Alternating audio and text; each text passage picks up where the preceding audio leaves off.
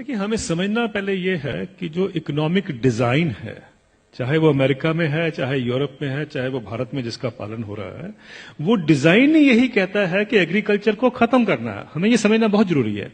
अब देखिए, अमेरिका में किसान खत्म हो चुके हैं, हार्डली 2% से पॉपुलेशन से कम रह गए हैं। यूरोप में हर मिनट में एक किसान खेती छोड़कर जा रहा है, और भारत में और चाइना में या डेवलपिंग कंट्रीज में अब सारा जोर है। अभी आपको याद होगा, रघुराम राजन साहब भी खुद कहते थे कि सबसे बड़ा रिफॉर्म भारत में तब होगा जब हम खेती से लोगों को निकालकर शहर में ला सकते हैं, क्योंकि शहर में दिहाड़ी मजदूर की जरूरत है। ये हमें समझना है, ये इकोनॉमिक पॉलिसी का डिजाइन है। अगर आप नेशनल स्किल पॉलिसी का डॉक्यूमेंट देखें तो उसमें लिखा हुआ है कि 57% से हमें, पहले तो उन्होंने 18% कहा था, 18% पे हम गांव की जो एग्रीकल्चर की जो पॉपुलेशन उस पर ले आएंगे। फिर उन्होंने कहा 38% पे अब आ गए हैं, 57 से 38% कर देंगे वो 2022 तक। यानी ये सोची समझी रणनीति का एक हिस्सा है कि किसानों को खेती से बेदखल करना है, शहरों में लेके आना है। ये हमें जानना बहुत जरूरी है। जब हम ये जान जाते हैं तो उसके लिए जो पूरा इकोनॉमिक ढांचा बनाया जाता है। अब जैसे बताया आपने पहले कि देखिए क्राइसिस है, इतने सालों से किसान को इनकम नहीं मिल रही है। जब हम दूसरे सेक्शन को देखते हैं, मैं इसका एक उदाहरण देता हूं सिंपल सा। 1970 में गेहूं का दाम 76 रुपए प्रति क्विंटल था, जो 2015 यानी 45 साल के बाद बढ़कर 1450 रुपए प्रति क्विंटल हो गया 2015 में। उसी दौरान मैंने बाकी सेक्शन ऑफ द सोसाइटी का हाल देखा, उनका क्या हुआ इनकम का। मैं सिर्फ बेसिक पे और डीए ले रहा हूं। उसी दौरान में 45 साल के पीरियड में सरकारी मुलाजिम की जो बेसिक पे और डीए है वो 120 से 150 गुना बढ़ गया, और जो स्कूल टीचर्स की जो तनख्वाह बढ़ी है उस दौरान में वो 280 से 320 गुना बढ़ गई। और जो कॉलेज के यूनिवर्सिटी प्रोफेसर्स हैं उनकी तनख्वाह 150 से 170 गुना बढ़ी है उस 45 साल के पीरियड में। किसान की जो इनकम है, जो गेहूं के दाम से या धान के दाम से आप नापेंगे, वो 19 गुना बढ़ती है। अगर ये जितने सरकारी मुलाजमों की भी अगर इनकम 19 गुना बढ़ी होती तो ये नौकरी छोड़ चुके होते आज तक। प्रॉब्लम यह है कि किसान का हक क्या बनता है। अगर हम 45 साल के बाद जब उसको 1450 रुपए मिले थे, अगर मैं 100 गुना भी उसकी इनकम बाकी इनकम पैरिटी के नॉर्म से चलता हूं, तो उनकी इनकम जो है या उनका मिनिमम सपोर्ट प्राइस जो है वो 7600 रुपए प्रति क्विंटल बनता था। ये उनका हक है।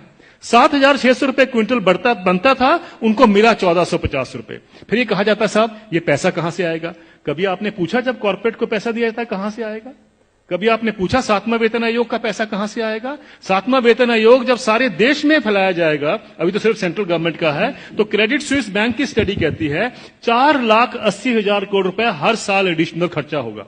किसी ने नहीं पूछा कि पैसा कहां से आएगा। किसी ने नहीं कहा कि फिस्कल डेफिसिट बढ़ जाएगा। आप किसान को 2 लाख रुपए दे दीजिए, 2 लाख करोड़ रुपए अनाउंस कर दीजिए साल का देंगे, हाहाकार मच जाएगा इस देश में। अरे ये पैसा व्यर्थ जा रहा है, ये लोग डिजर्व नहीं करते हैं, ये सारा कुछ होगा, फिस्कल डेफिसिट बढ़ जाएगा। लेकिन इंप्लॉइज के लिए किसी ने कहा फिस्कल डेफिसिट बढ़ जाएगा। ये सारी इकोनॉमिक नीतियां हमें जानने की जरूरत है। ये किस तरीके से डिजाइन बनाया गया है कि किसान को हम गरीब का गरीब ही रखें। और ये पॉलिसीज कितने दशकों से चलती आ रही है, सब सरकारें इसमें सम्मिलित हैं। अब आपका जो सवाल था कि ये क्या कारण है, इसका कोई बीच का रास्ता भी हो सकता है। बीच का रास्ता हम क्या ढूंढते हैं, मुझे एक छोटी सी बात बता दीजिए। जब आपका इनकम मिलती है, 7वां वेतन आयोग मिलता है या किसी को भी अपनी इनकम मिलती है, तो क्या कभी किसी ने सोचा है कभी किसान को कभी हाउस रेंट मिला हो, कभी एजुकेशन रेंट मिला हो, कभी हेल्थ अलाउंस मिला हो, कभी बच्चों के लिए मेडिकल अलाउंस मिला हो? किसानों को क्यों, ये क्या किसान नहीं क्या इस सोसाइटी में रहते हैं? सुप्रीम कोर्ट के जो ऑफिसर्स हैं उनको 21,000 रुपए कपड़ा धोने के लिए मिलता है हर साल का। डिफेंस वालों को 20,000 मिलता है हर साल का कपड़ा धोने के लिए, कपड़े धोने के लिए। और वो लड़ाई कर रहे हैं आजकल, डिफेंस वाले कह रहे हैं कि साहब सुप्रीम कोर्ट वालों को ज्यादा क्यों मिलता है, हम तो बॉर्डर पे रहते हैं। मेरा यह सवाल है, क्या किसान के पास कपड़े नहीं होते धोने को?